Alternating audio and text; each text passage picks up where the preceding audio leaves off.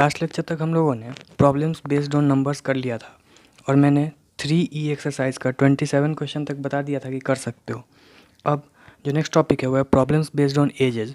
इसमें कुछ खास वेरिएशन नहीं कर सकता है वो, बट जो भी क्वेश्चन होगा वो आपको लैंग्वेज में फंसा सकता है। तो इसमें थोड़ा सा ध्यान दे के क्वेश्चन सॉल्व करना होता है, मतलब इक्वेशन बनाना होता है। तो समझो कि देखो पहला क्वेश्चन है कि 5 years एगो A was thrice as old as B. 5 साल पहले कब से? अभी से 5 साल पहले A was thrice as old as B, मतलब बी का जो एज था उससे तिगुना एज था ए का। एंड 10 years लेटर, अभी से 10 साल के बाद, A shall be twice as old as B. तो ए का जो उम्र होगा वो बी के उम्र से 2 गुना हो जाएगा। तो क्या ए का उम्र अगर 10 साल बाद अभी जो उम्र है उससे 10 साल बढ़ जाएगा तो बी क्या उतना ही रहेगा? नहीं, यहाँ पे बी का भी उम्र 10 साल बढ़ जाएगा। ये पकड़ने वाली बात है। तो what are the present age of A and B? तो समझो कि present ages of A and B मान लेते हैं एक्स एंड वाई। ए का एज प्रेजेंट एज है, ये प्रेजेंट एज ए का मान लेते हैं एक्स और बी का मान लेते हैं वाई। ठीक, तो 5 years बिफोर, मतलब अभी से 5 साल पहले क्या था? ए का एज क्या रहा होगा बताओ? एक्स माइनस 5, ये ए का एज रहा होगा, और बी का एज क्या रहा होगा? वाई माइनस 5 रहा होगा। तो कह रहा है कि उस समय 5 साल पहले बी का जो एज था उससे ए का एज तिगुना था। मतलब कि एज ऑफ ए क्या है? एक्स माइनस 5, ये तिगुना है किसके? बी के एज से। तो बी के एज क्या रहा होगा 5 साल पहले? Y minus 5। ये फर्स्ट इक्वेशन हो गया। और कह रहा है कि 10 साल बाद, मतलब 10 years लेटर,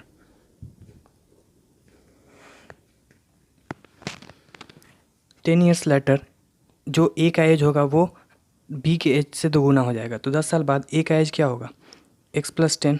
तो क्या बी उतना ही एज का रहेगा? नहीं, बी का एज भी बढ़ जाएगा ना। तो बी का एज क्या हो जाएगा? Y plus 10। तो अब कह रहा है कि बी का जो एज होगा वो ए के 2 गुना हो जाएगा। एक्स प्लस 10 जो एज है ए का जो एज है एक्स प्लस 10, वो 2 गुना हो जाएगा बी के एज से। तो ट्वाइस ऑफ वाई प्लस 10। ये 2 इक्वेशन है, 2 वेरिएबल है, सॉल्व कर सकते हो आराम से। तो इसमें कोई दिक्कत होगा नहीं।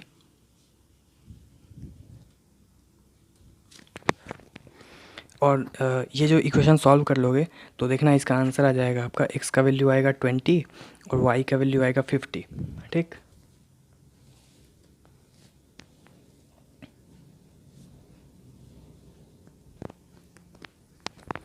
तो हम लोग से क्वेश्चन में पूछा क्या है? Present age of A and B. तो हम लोग एक्स और वाई क्या चीज़ माने थे? प्रेजेंट एज ही माने थे ना। तो यही आपका आंसर हो जाएगा। मान लो अगर पूछ देता कि what will be the age from now, मतलब कि अगर पूछ देता what will be the age of A and B after 20 years from now, तो क्या कर लेते? इसमें 20 जोड़ देते, हो गया। बट जो क्वेश्चन पूछा है उसके हिसाब से ये और ये आंसर हो जाएगा। नेक्स्ट क्वेश्चन देखो। अगला क्वेश्चन क्या कह रहा है कि a man's age is 3 times the sum of ages of his two sons.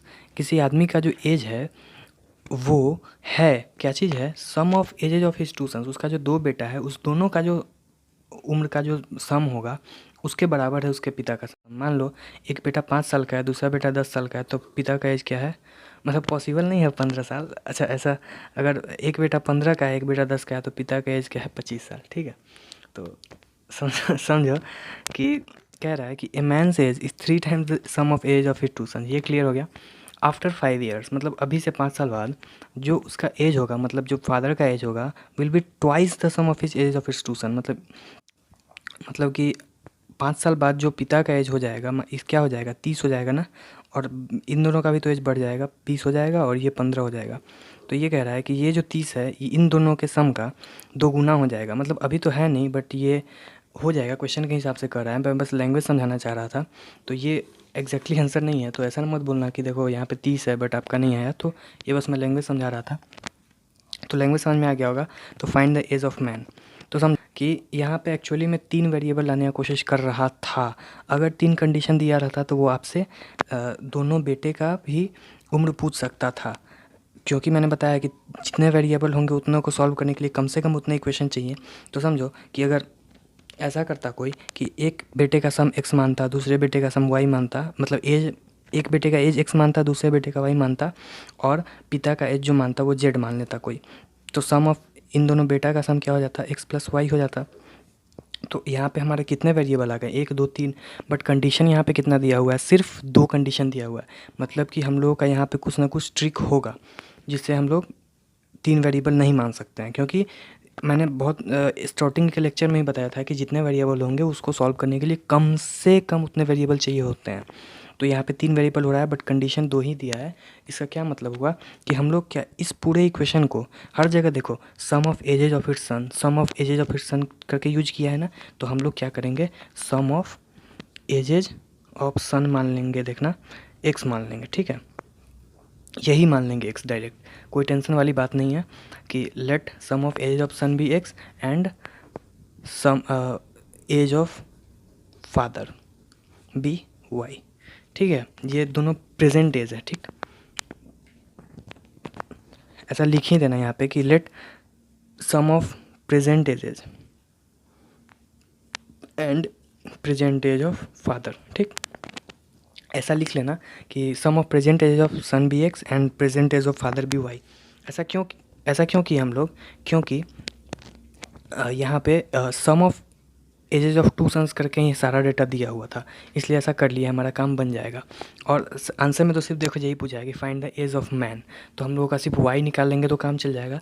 But अगर ऐसा पूछता कि find the age of man and also ages of the son, मतलब कि दोनों सन है उसका भी एज बताओ, तो कुछ और भी 2 आंसर आते। बट हमारे पास मैंने बताया कि 2 इक्वेशन ही दिया हुआ है, मतलब 2 कंडीशन ही दिया हुआ है जिससे 2 ही इक्वेशन बन पाएगा। तो तीसरा इक्वेशन के लिए कंडीशन नहीं दिया, इसलिए हम लोग से ये पूछा ही नहीं है। क्वेश्चन बनना जो होता है वो सॉल्व करने के लिए ही बनता है। तो देखो सिर्फ क्वेश्चन के हिसाब से ही आंसर पूछा है, तो हम लोग ये मान लिए। तो a man age is 3 times the sum of age of its son, तो मैन का एज क्या है वाई, ये 3 टाइम्स है किसके भाई,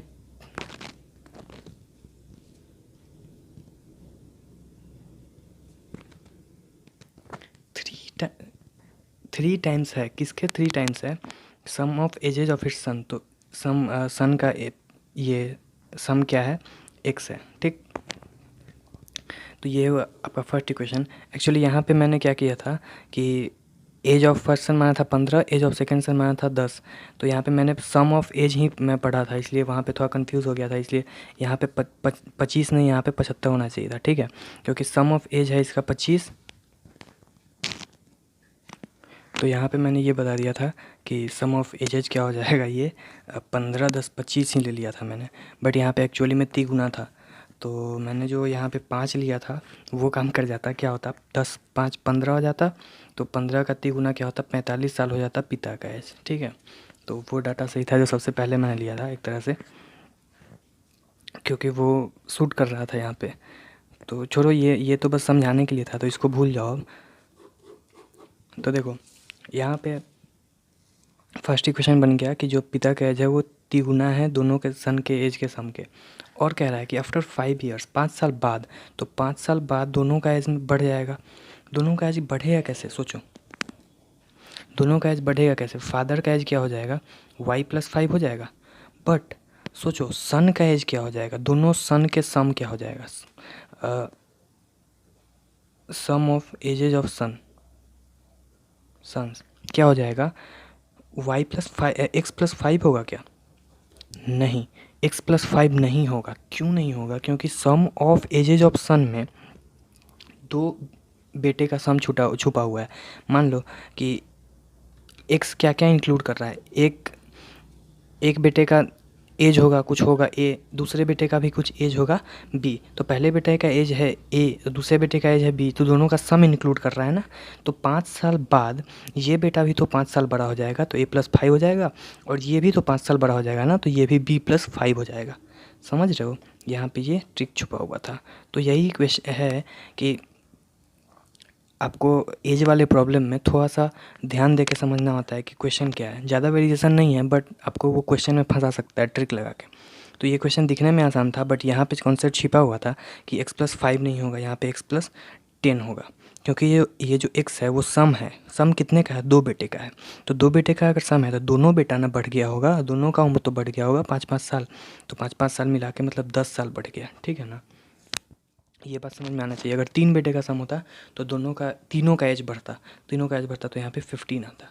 समझ रहे हो। तो 5 साल बाद क्या होता है कि जो पिता का उम्र है वो बेटों के उम्र से, मतलब बेटे के सम के उम्र से 2 गुना हो जाता है। मतलब कि y+5 जो हो जाता है वो ट्वाइस हो जाता है x+10 के। ठीक है, ये आपको समझ में आ गया होगा कि ऐसा क्यों हुआ है, क्योंकि जो x है वो दो बेटे का सम इंक्लूड कर रहा है। तो एक बेटा अगर 5 साल बड़ा होगा तो दूसरा बेटा उतना ही तो रह गया होगा, वो भी तो बड़ा होगा ना, तो इसलिए x+10 हुआ है। और ये जो कंडीशन दिया था उसके हिसाब से हम लोग लिख दिए। तो इसको सॉल्व करने में कितना आसान है कि पहला इक्वेशन क्या था, y=3x था, तो 2 इक्वेशन है, y की जगह पे 3x रख दो, यहाँ पे 3x+5 सॉल्व कर देता हूँ, इक्वल टू 2x+20 हो जाएगा, 2x+20। तो 3x और ये 2x इधर आएगा तो x हो गया, और 5 इधर जाएगा तो 15 हो जाएगा, ख़त्म। तो सम क्या आ गया 15। एक्चुअली मैंने गलती से सही ले लिया था आंसर, तो कोई बात नहीं है। x का वैल्यू आ गया 15 और y का यहाँ से वैल्यू क्या आ जाएगा 45। समझ गया। तो यही आंसर पूछ रहा था, तो यही सिर्फ आंसर हो जाएगा आपका, ये नहीं होगा। कोई दिक्कत वाली बात नहीं है, क्वेश्चन समझ में आ गया होगा। मैंने बता दिया, फिर से एक बार बता देता हूँ कि इसमें कुछ खास वेरिएशन कर नहीं सकता है, बस आपको वो लैंग्वेज में फंसा सकता है। तो फिर मिलते हैं नए लेक्चर में, तब तक के लिए बाय।